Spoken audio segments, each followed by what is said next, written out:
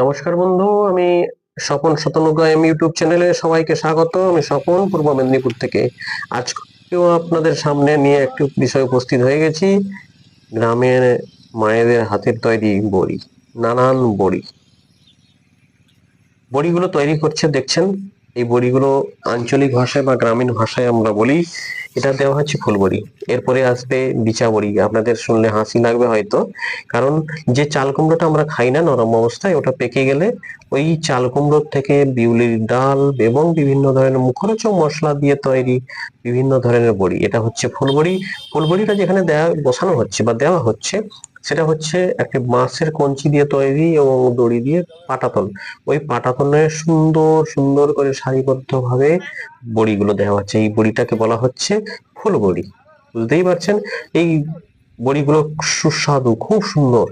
এরপরে আসছে ফুল বড়ি শেষের পথে। দেখেন এবারে এই যে বলি বিচা বড়ি, ওই বীজ আছে এবং বিউলির ডালের অবশিষ্ট অংশগুলো। এবারে চলে এসেছি কিন্তু এক জিভে জল আসার মতো বড়ি। বিভিন্ন নকশায় দেখতে পাচ্ছেন তৈরি হয়েছে, বিভিন্ন ধরনের নকশা দিয়ে। আমরা আঞ্চলিক ভাষায় বলছি বা গ্রামীণ ভাষায় বলি জিলিপি বড়ি, বাতাসা বড়ি, নকশা বড়ি, কারণ যে যেমন ভাবে বলে। খুবই সুন্দর মুখরোচক ভাবে তৈরি হয়েছে এবং খুব নানান ধরনের ডিজাইন।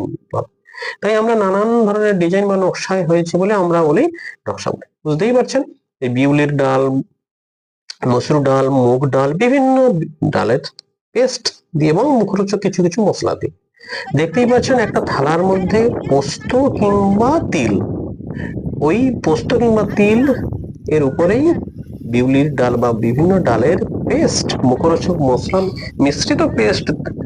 সুন্দর একটি টিনের যন্ত্র, দেখুন কত সুন্দর ভাবে বানাচ্ছে। দেখুন দেখতেই পাচ্ছেন কত সুন্দর বয়স্ক ভদ্র মহিলা আস্তে আস্তে আস্তে সুন্দর করে জিলিপির প্যাচের মতো সুন্দর ভাবে তৈরি করছে। আমি গ্রামে ঘুরে ঘুরে ভিডিওগুলো যেখানে যেখানে সুন্দর বড়িগুলো হচ্ছে, নকশা হচ্ছে, সেগুলো তুলে ধরলাম আপনাদের সবার সামনে।